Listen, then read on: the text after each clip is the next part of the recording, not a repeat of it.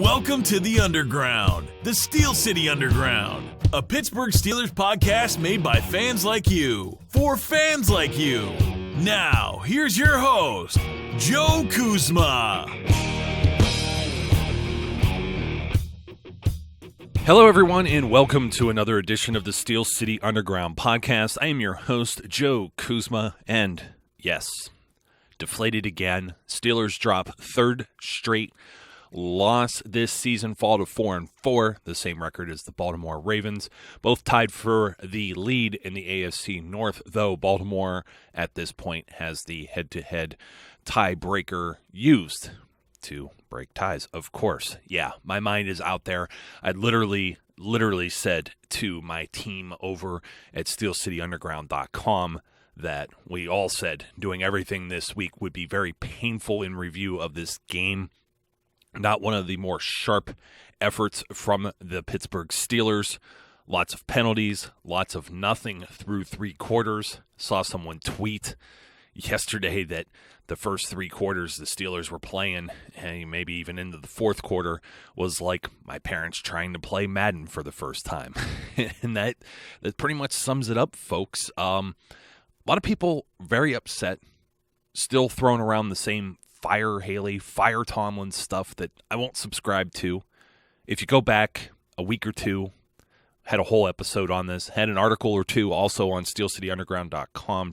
Josh Fitzer had a very, very good piece about Mike Tomlin and how Mike Tomlin is actually more successful in many ways than Bill Cowher. But yet, people still want to take Tomlin to the task for 3 games in which Ben Roethlisberger is either not played, which would be the middle game of this series against the best team in football. Still pains me to say that, but you're playing against the New England Patriots. And they play with a backup QB and had opportunities to win and didn't. Shows a lot of poise by this team here. I thought the defense played tremendous in yesterday's game. I thought that there were opportunities left on the table. Of course, the Steelers not converting a third down for 3+ quarters, not maintaining any type of time of possession, not maintaining any type of drive, not moving the chains, not connecting passes, 1 or 2 to Antonio Brown through 3 quarters. Brown finished with 11 targets. He had 7 catches for 85 yards and a TD, which is somehow a miracle. You could call that garbage time statistics or whatever you want, but at the same time, everyone was sitting around here saying, hey, let's give the ball to Le'Veon Bell. Let's feed Le'Veon Bell. Le'Veon Bell, Le'Veon Bell, Le'Veon Bell. Now, this isn't a Le'Veon Bell problem. This isn't Le'Veon Bell's fault. Le'Veon Bell largely held in check as well, 14 carries for 32 yards. He also had 9 targets. He caught the ball 6 times for 38. So in all, with 6 catches in 14 attempts, he touched the ball 20 times with the opportunity to have touched it 3 more times. And that wasn't working because the Baltimore Ravens are very solid run defense. Once again, we thought that this would be part of the offensive line versus the defensive line on both fronts. With the exception of one big play to Mike Wallace on a slant against the rookie corner Artie Burns, who misses a tackle or tried to jump the route or whatever the heck it was he was trying to do. And his safety help, Mike Mitchell, who had an up-and-down game as well, missing tackles or getting stiff-armed or whatever. I love Mike Mitchell. Great guy, solid player. Wasn't the best game for him. And it really was that big play with Mike Wallace that kind of defined this game. I mean, the Steelers' defense, They did a solid job out there, guys. I'm not going to say that they could have definitely given up more points if they were the leaky defense that we have felt and thought we've seen. I thought they played pretty solid against the Patriots as well. They definitely gave up a lot more. I'm still not going to say this Baltimore Ravens team is a good team. A lot of people are upset. These are the games you should win. Well, who should win them? I do a weekly ESPN Pigskin Pick'em, I think is what it's called, and I go through and I pick all of the NFL games for the week. They're not with Vegas odds, by the way. It's just straight up who's going to win, who's going to lose. I do pretty good with them. But you know what? I don't get them all right. And that's because they have to play these games. Because on paper, how can you say one team is supposed to beat the other? I get really sick and tired of hearing, well, Tomlin loses to losing teams or teams with a losing record. And okay, they have problems on the road. I'm going to admit that because most of these things exist on the road. But when you face a team that's maybe 3-4, they're only one game under a 500 record. That's the difference between the Steelers winning or losing a game as well. They go into this 4-3. So you lose. This is a game you're supposed to win. I mean, Vegas didn't have Pittsburgh favored going into this game. They dropped the line a little bit once it was announced Ben Roethlisberger was going to be starting. Probably expected a lot more with Ben Roethlisberger than they did Landry Jones. And it was a little odd because I really thought the game plan was made for both. Landry plays under center a lot more than Ben. We didn't see Ben in the shotgun a lot. I think it was very uncomfortable for him. I couldn't figure out why you wanted him to make all of these drop steps on a bum knee. And geez, talk about a crazy sucker. Ben, you're scaring the hell out of me, man. That rushing touchdown, well, awesome. That just shows you the guts this guy has. I couldn't believe it at all. It just blew my mind. And I just didn't want him to get hurt. Being a little selfish more than him giving himself up for the entire team, basically. But you take a look and you see where the Steelers are. You take a look at the last 3 games that they've dropped. Miami Dolphins are now 4-4. They've won 3 in a row. I told you, Dolphins probably, going into that, everyone thought the Dolphins were a dumpster fire, and that's because of injuries. And they got their house in order, and now they're playing well. They started the season with Arian Foster at running back, and the guy is retired from football now. They have 2 guys that aren't on the team anymore that were playing on offensive line. Okay, that should that gives you a little bit of an insight that maybe the Dolphins aren't as bad as we thought they were. Remember when the Steelers started 0-4? How many people maybe felt that the Steelers lost games that, or let me put it the other way. 0-4, and then the Steelers beat somebody, and you're a fan of that other team. Oh, how can you lose to that 0-4 team? And they ripped off a pretty good run at the end of the season. These last 3 games, like I said, Ben banged up, gets injured in the Dolphins game. Definitely wasn't playing sharp. Definitely wasn't playing sharp yesterday. Very similar to that Cincinnati game that he had played last year where he came back, threw a pick or 2, lost. I think I saw somewhere floating around that Ben is 3-6 coming back from an injury. I'm going to pull that up for you here in a second because I know I've got that statistic. I was just blowing my brains out. Well, I do have the one from last year. Ben threw 3 picks when they lost to Cincinnati, 16-10. This is from David Todd, by the way, who does the post-game show with Charlie Batch. And he wanted to remind everyone that they were 4-4 at that same time as well. But it is 3-6 in Ben's first start back from injury. They're 5-12 in road games against teams with losing records. Like I said, that's a little bit skewed. It isn't like they're playing. The only one that's really the bad one was last season where they go into Baltimore once again. And a lot of people think, oh, well, Baltimore has just owned them. I still won't count that game with Josh Scobie missing the field goals. I'm sorry, it just doesn't count. Steelers should have won that. So you take a look at, they go into Baltimore last year, and Baltimore has a backup quarterback, and they're 4-10. Now, okay, that one, put that on the record, why don't you? But to say you're going to talk about Mike Tomlin, fire Todd Haley, game plan sucked. Good Lord. Jesse James drops a pass, passes behind Antonio Brown. Give the defense some credit, too, from Baltimore. They covered where necessary. They plugged holes in the running game. They were shutting down Lev Bell. Steelers just couldn't figure it out and change up until the fourth quarter. And I think some of that was Ben's comfort level. He looked like he was in pain. He didn't look like he was ready. We do appreciate his warrior spirit. We're halfway through the season right now. We're 500. I think we should be happy with that. You've got other teams in the NFL. Minnesota, supposed to have the best defense in the league. They dropped 3 straight. Lose to the Lions. How would that make you feel? That's like losing to the Browns. Although, that's really, really disparaging to the Lions. Ben wasn't the sharpest. That's what happens. But I tell you what. You take a look at these statistics from, should Landry Jones have played? Well, let me give you an example. I'm not going to, and I hate this because everyone's going to say, everyone hates that I defend Mike Tomlin, I defend Todd Haley. What are you going to do? Tomlin, we have proven, he's still in his 10th year, and he has won, he might win 100 games in 10 seasons. That's unprecedented as a head coach in the NFL. There's no one else like him out there, and people are still going to say how he's garbage and how he had Cowher's players. He did not. He had some of Cowher's players. He had Ben, he had Troy, he had Heath. James Harrison was a backup with Bill Cowher. Didn't even make those teams, floated around, including to the Ravens. Cut by the Steelers 2 or 3 times, played in NFL Europa before he did anything. And it was Tomlin who put him in there. Still had Dick LeBeau as a defensive coach, of course. But, hey, you're going to have some carryover with that. That happens with other teams. I'm off on a tangent. This is a whole defend Tomlin thing. But let's take a look. Nobody ever wants to ostracize Big Ben and the criticism where criticism's due. A week earlier, 2 weeks earlier, because of the bye, a game earlier, Landry Jones completes 29 passes for 29 of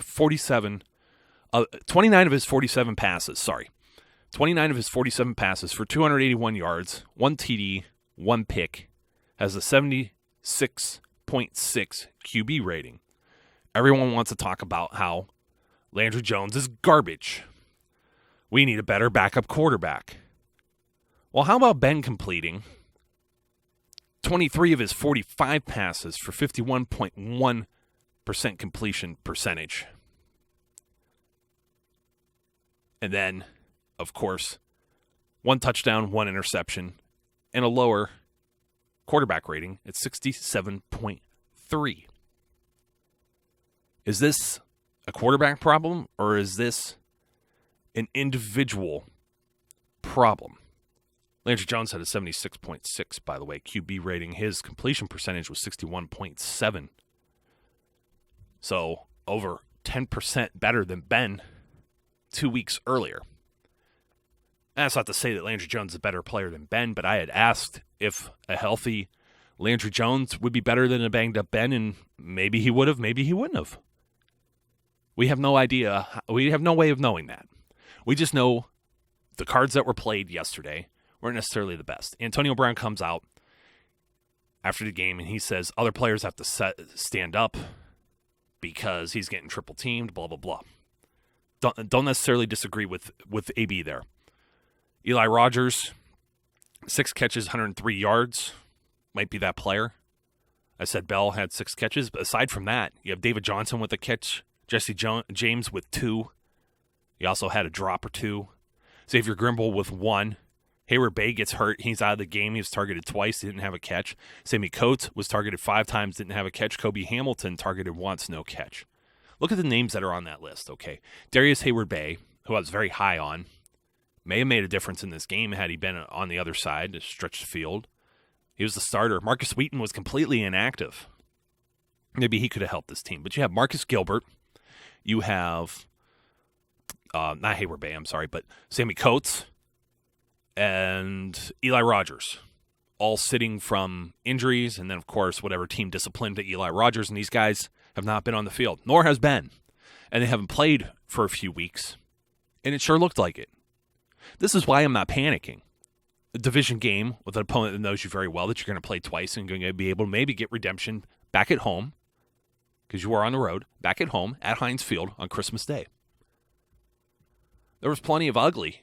There's no denying that, but that's no reason to fire the coaches.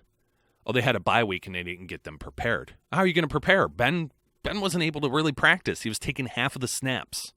He was limited. He was questionable. He was a game-time decision. That's not exactly preparation. Maybe you should have just went with the backup QB. Then everyone, when they would have maybe lost because it was Landry Jones and he throws 2 interceptions or has about the same game that Ben has, Now it's, we don't have a backup quarterback. This guy sucks. Fire him. Why would Tomlin play him? Wasn't Ben ready? Blah, blah, blah. We heard that last year. That's absolutely ridiculous. Get over it. You're playing two professional football teams playing against each other. Steelers coming back to health. This is like coming out of training camp to play. And like I said, it looked like it. It also doesn't help that Marquise Pouncey got hurt more than once. Leaves the game with a finger injury. Now we don't know what's going to go on with him, if he's going to be available going forward. Sucks. Then you have a few decisions in this game. I mean, Tomlin, I wish they would have been a little more aggressive towards the end. Didn't really seem like the hurry up was much of a hurry up, and they left some time on the clock. And it's always something that's a fair criticism of Mike Tomlin, is his clock management. But I will say there was an instance where there was a penalty in this game, one of the few bright spots. Well, penalties were never a bright spot. It was very painful to watch between that and the TV commercials. They wonder why ratings are down, aside from some other extracurricular things that are going on in the league that you may support or not support, or may be ugly or not ugly. And Travis Kelce got thrown out. He threw a towel at an official. What a dumb move that was. So Tomlin takes this extra 10-yard penalty, and it's 3rd and 2, and we know the Steelers give up. They could give up this 3rd and 12. I'm almost shaking my head, but it worked out for them. And they pushed Tucker out of field goal range, which was good. Then you have Jordan Berry. He had an interesting game. 9 punts. He had a 61-yard long, but that was followed after a 28-yard shank. Directional punt because they were trying to not kick it to Hester and instead gave the Ravens decent field position. Hester was largely, I mean, a lot of people are complaining about Danny Smith, the Steelers special teams coach, this morning. But, I mean, Shamarko Thomas gets that one ball and downs it at the 1. Devin Hester only had 3 returns for 15 yards on punts. He did get 1 for 28. I don't know. And then you have Chris Boswell, and this is probably the most disappointing thing that happened in this game, is because I was so excited for this play. I'm talking to my fellow members here at SCU, and I said, right when I know we're going to try to attempt an onside kick, okay? And I said, you know what? This kid has a trick play. It's called a Rabona. I screwed up the name. Couldn't remember what it was called, but having a soccer background myself, I knew what it was. And it's this little thing where you try and bring your foot around the other foot and kick it. And we have an article up, so it has a YouTube video from when Boswell actually did this again. I think it was against Rice when he played in college. And they had actually recovered the onside kick. It's a misdirection play. And reportedly, he had done it twice in practice throughout the week. It's very difficult to do, but at this point, what do you have to lose? There's under a minute left, and you have played like crap the entire game. So everyone wants to hang Boswell for that? Come on. This game was already given away because we had a blocked punt. Sean Davis completely whiffs. No help over there. Ridiculous. Now that, if you want to complain about something with Danny Smith, there you go. Blocked punt. I'm not going to complain about a Boswell kick when the game is already out of hand. You have no timeouts, and all Baltimore has to do is kneel on it. So if you just take a regular onside kick that they're prepared for and they recover it, are you saying the same thing? Just because this turned out not as it anticipated, I was so disappointed about it. I was so deflated because I wanted to see it, and I wanted to see if it would work. And I would have jumped off my couch if it would have worked, and so would everyone else. And this is what Mike Tomlin does. He takes risks. A lot of people saying, hey, you know, they're dependent on the deep ball. Well, geez, you had DHB get hurt on the 1. And then you also had Sammy Coates not haul one in. The team has to execute. Tomlin's not throwing passes, and he's not catching them, nor is Todd Haley. It's about execution. And I thought the defense looks like the way the defense should for the most part. But all this talk heading into this game, it's really, everyone's just changed their mind. Hindsight's 20/20 because you want to handbell the ball, feed bell, and then that didn't work. And you have Ben out there, and that didn't work. What are you supposed to do? I don't know. I don't have answers, but I'm not freaking out. Miami game sucked. Eagles have been a decent team. These losses, while ugly, they're against okay teams. They lose to the Browns. They lose to the Cowboys and Browns and drop for 5 in a row. They don't have more concern, folks. But until then, we'll be talking about the Cowboys this week. Stay tuned. Lots of breakdown on this game. We'll have some articles, some film room, maybe even do another special teams one because it may merit it. Until next time, be safe, be good, and I will catch you later. We would like to thank you for listening and remind our listeners to follow us on social media and our website, www.steelcityunderground.com.